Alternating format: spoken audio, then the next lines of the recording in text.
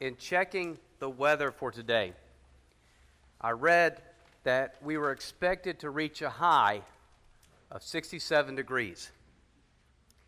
My first thought was, where was this weather last year? How many of you remember last Christmas Eve? Last year, we were going to have 2 outdoor worship services. 2. But we canceled.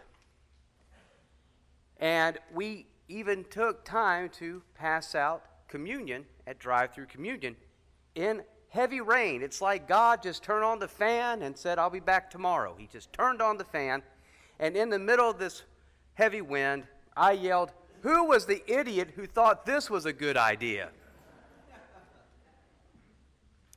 Now, we did have one indoor service at 8, but it was with limited seating. It was a moving service, but it was different. It wasn't the same. Our lives have not been the same for almost 2 years now. Tonight, I was going to review what we have been through, but then I came across this wonderful passage from Romans. It's actually the first sentence that I came across. And Paul writes, I consider that the sufferings of this present time are not worth comparing with the glory about to be revealed to us. And that one sentence changed my mind. So we're not going to do a review of where we have been. We are going to do a preview of where we are going. A preview of what we can be. And I call this preview a manger moment.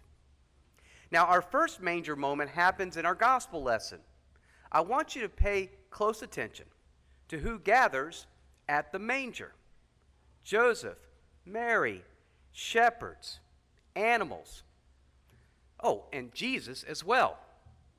And I would include angels, because they're always around us. Now, let's just think how rare a collection of people like this can be at that time. You have Joseph.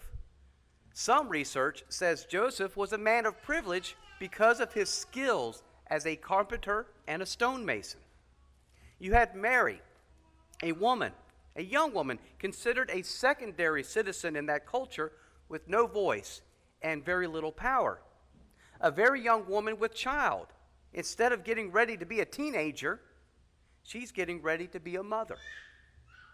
Then you have shepherds, a group of people considered lower than women due to their vocation.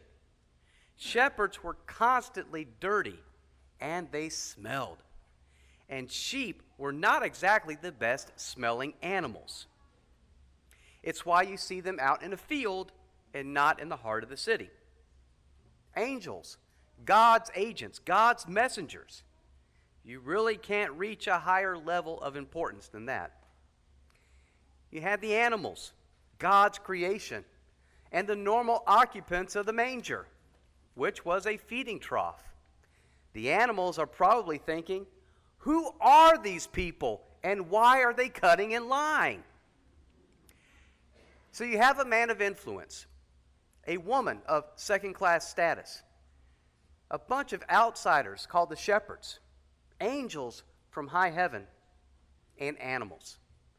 It's a very strange collection of witnesses. Very strange, but also very beautiful. Nowhere would there have been such a collection of different people and animals in ancient times. The closest place would be the marketplace.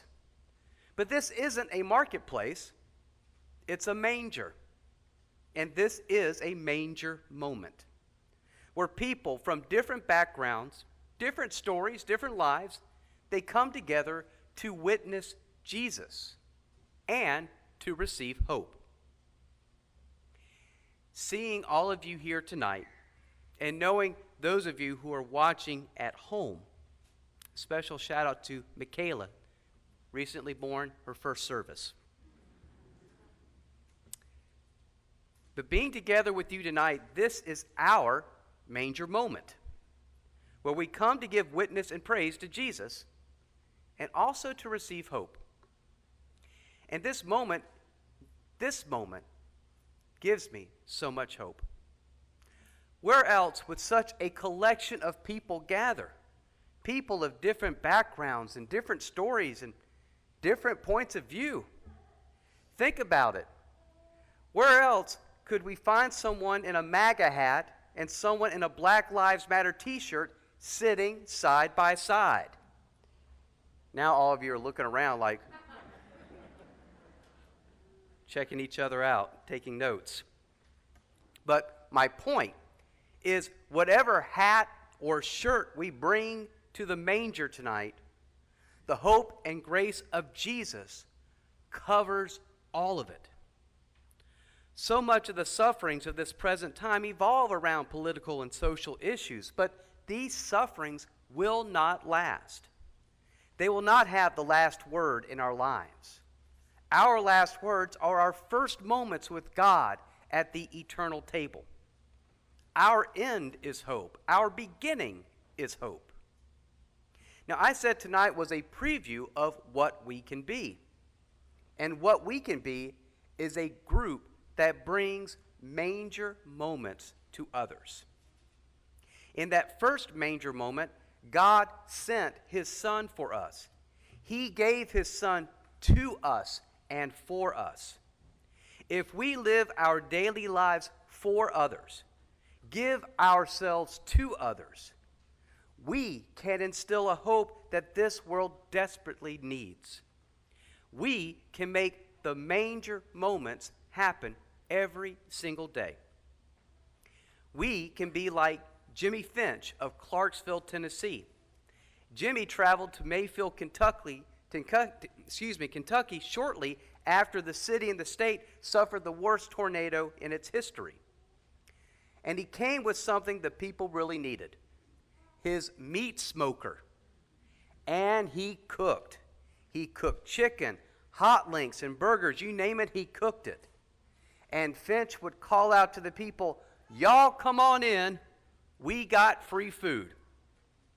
That actually should be our opening liturgy here, I think, at St. Paul's. But Finch did not ask where people were from or what had happened. He only asked, "Are you hungry? And what would you like to eat?"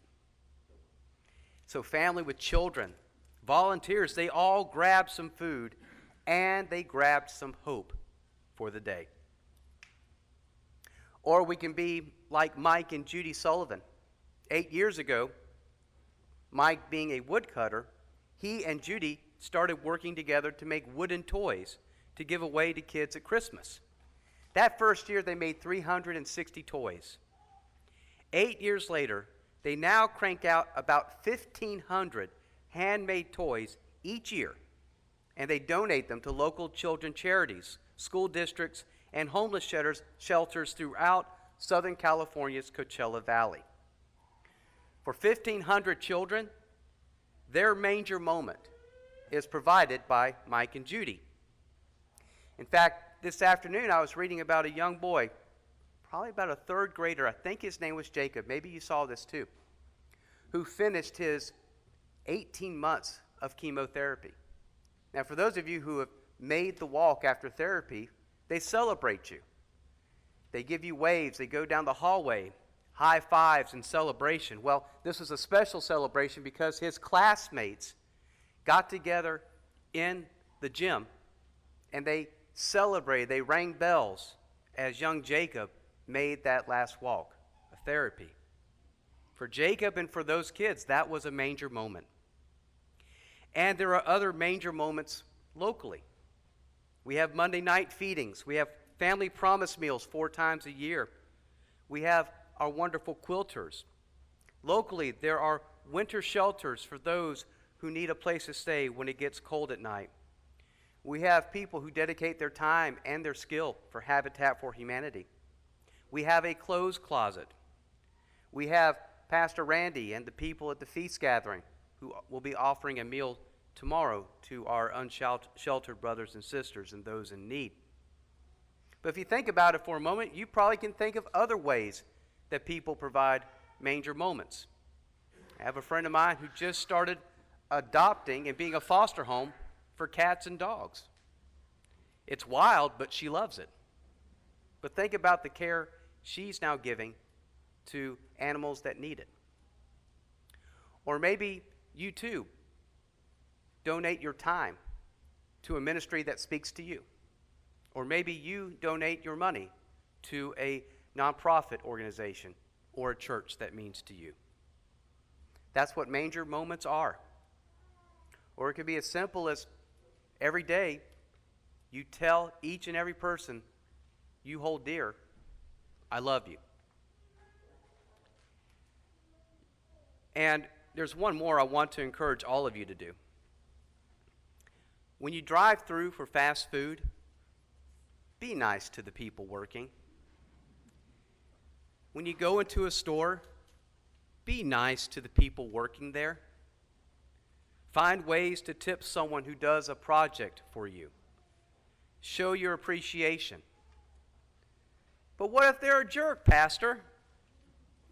Well, that doesn't mean you have to be one.